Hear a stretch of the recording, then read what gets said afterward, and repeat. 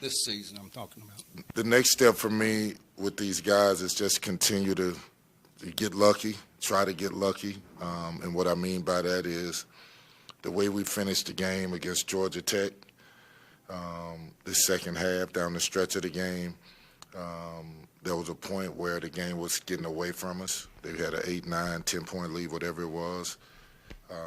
I challenged them, guys, we have to do it now. We have to start now.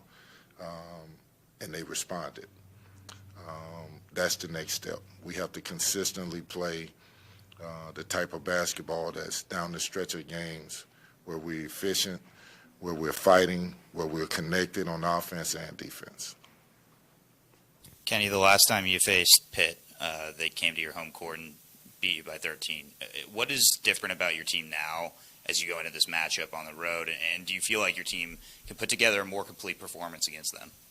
Well, one, I didn't think Trey White did not play in that game. That's one major piece. I didn't think we played particularly well. Hopefully that's another piece that we play better. But we did some good things in the game. We just got to be connected. I think we are a better team since that point. I believe we are. We've played better since that point. We just got to go out and fight. Going off that, what's your take on Pitt? I think they're coming off like a 4 or 5 game win streak. They just beat Virginia at home. They snapped a long home winning streak there. How do you think that they've grown since the last time you've played? I think they're hot. I think they're shooting the ball well. I think they have a swag. I think they have the belief factor that they belong. And what I mean by they belong in the upper echelon of this conference. So it's not going to be easy. They're playing for a lot, which is, in my mind, I like, because when teams are playing for what they're playing for to try to get in the tournament and try to be one of the 3 or 4 or 5 best teams in the conference, if it gets tight, they may get tight. And I'm not saying they will, but we got to help them get tight. They're a good team. They're a well-coached team. They score the ball very well from multiple spots. They get after you. We just got to go in there and fight and see what happens. It didn't happen against Georgia Tech, as you noted, but against the team the other night, had a bad second half. Do you see any signs, Kenny, that maybe the attrition is getting to you, that ran out of gas a little bit or not? Is that a factor? No, it's actually the opposite. I think we've been better in second halves. I think that we, at times, get emotional. I thought against Boston College, guys got caught up in the physicality of the game and what the ref is calling and not calling, and that took a toll on how they approached the game. But overall, I like what we're doing. I just think for us, we have to stay committed to what we're trying to do on the court, and that's play together, play unselfish, fight, talk to each other, communicate. And then at the end of it, we can't have guys not play well. We're down players, but nobody cares. The other team doesn't care, except me. So we have to go out and every guy that steps on the floor, every guy that has a jersey on his back better be ready to go in and contribute. That's important. Kenny, what's the biggest challenge for your group defensively right now? To take a step forward on that end of the floor at this point in the season, what are you telling them? Well, the main thing is that you can't win in basketball if you don't defend. I really like what we're doing offensively when we're playing together. Multiple guys are scoring. We're putting up big numbers. But at the end of the day, if you're going to win, you got to get stops. And that's hard for a young team that primarily individually have been scorers, and now they're being asked to defend, to change their mentality into, I know that I've always been this guy since I've been born. Now I have to buy into fighting on defense, keeping the ball in front, willing a guy to get a stop, not just being there saying it was a good defense and he made a shot. That's not going to get it done. You have to will him to miss the shot.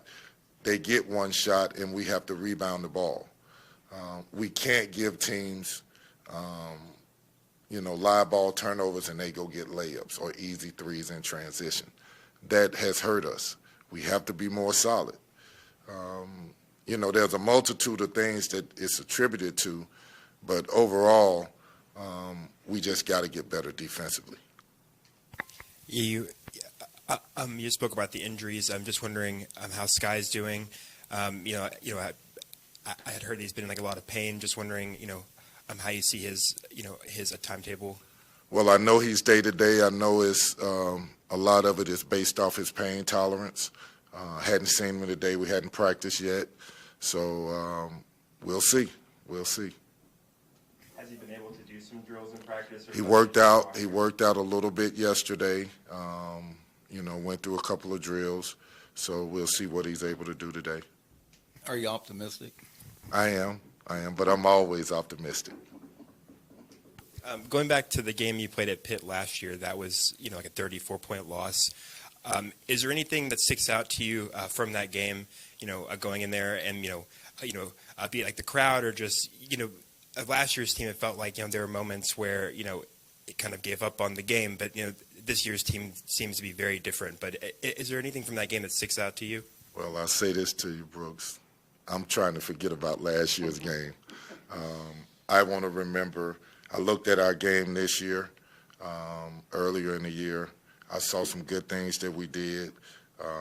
We have to build on that and not worry about, a 34-point loss. There's not much good that'll be into that, and I don't want these guys to give up on it. I want them in the frame of mind where they're fighting to get a win. How much does all these injuries and so forth play into the difficulty of having a rotation and depth, any number of things? It's everything. When you don't know who you're going to have, when you're going to have them, how you're going to have them, you're trying to piece it together the best you can. And there's no, set way that you can go about it. You have to see what you got, put it together, and go from there with it. And that's what we've done. I feel like we've done a pretty good job of being without guys, and we've won with guys not being on the floor that are integral parts of what we're doing. Kenny, the overall feel right now in the locker room, the vibe, if you will, what is it, and how do you keep these guys motivated down the stretch here in the final 6 games? We don't look at it like it's the final 6 games. We look at it like it's day-to-day. My message is win today. We'll worry about Pitt tomorrow. So today is about having a great practice, great energy, focus on the things that we need to focus on to prepare to get a win. And then tomorrow we'll worry about exactly how we're going to fight to beat Pittsburgh. Now, we'll cover and prepare for them today, but the message is win today. I need guys that are not looking ahead saying we got 6 games left. I need guys saying I'm going to be the best that I can be today, and then tomorrow I'm going to be the best that I can be tomorrow. As I'm sure you're aware, Pitt hit 14 three-pointers, shot over 50% against a pretty good defensive team the other night. How do you deal with that? And they've got some inside power, too. Again, they're a very good offensive team. They shoot a lot of threes. We're going to have to deal with that. At times, it's going to look awkward. We may be shorthanded. I don't know for sure yet. Going to have to mix in some zone. Going to have to switch to keep them from getting threes because we don't want to be in rotations. We want to be on our man. And then the goal is to not let them make threes. The goal is for them to take tough twos. And if they beat us shooting tough twos, that's fine. But at the end of the day, when a team that's shooting 27, 28 threes a game, you know what their game plan is going to be. Kenny, when Sky's day-to-day right now, I would imagine it puts a little more pressure on Tyler as like your primary ball handler. And you talked a little bit about how the emotions of the game can affect guys at times. Do you have conversations with him about handling that better, especially now when there's a little more pressure on him he's got to be out there more? No question. I think that's a part of his maturation. That's a part of a young player learning about himself and learning how to make the adjustments to winning basketball, not just basketball. This isn't high school or AAU.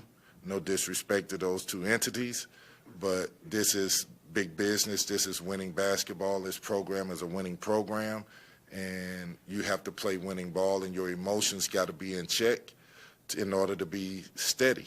We need you steady. You are the head of the snake. So at that position, you got to know what everybody's doing. If you're erratic, how can we expect the team not to be? Anything else for Coach? All right, guys. Thank you.